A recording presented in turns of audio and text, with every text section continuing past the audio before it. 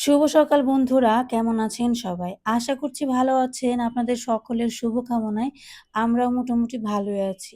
তো চলে আসলাম আরেকটা নতুন ব্লগ নিয়ে। ইদানিং যা দেখাবো সবই হচ্ছে আমার বাসা চেঞ্জ করার ভিডিও। হয়তো আপনারা বলবেন যে এই পেয়ে গেছে আরেকটা টপিক। এখন এই টপিক নিয়ে কত জানি ভিডিও বানাবে। এখন বলেন তো আমি যেহেতু রেগুলার লাইফস্টাইল শেয়ার করি আপনাদের সাথে। আমি যে কাজগুলা করি সেগুলো শেয়ার করি।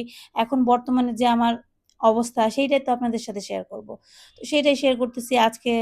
তো রান্না করব মাংস একটু অন্যরকমভাবে। বাসায় আছে মা-বাবা। কেন আসছে সেটা তো আপনাদেরকে বলছি। এখন বর্তমানে আমার অবস্থা খুবই খারাপ। আনছি হইছে একটু সাহায্য করার জন্য বাসা চেঞ্জ করতেছি। বাসায় প্রচুর জিনিসপত্র হয়ে গেছে। যেগুলা চেঞ্জ করতে যত বেশি মানুষ হবে না আমার তত বেশি আরাম হবে। তো আজকে রান্না করব হচ্ছে শুটকি দিয়ে একটা মজার রেসিপি। মা আসার সময় মিষ্টি কুমড়ার ডুগা নিয়ে আসছিল।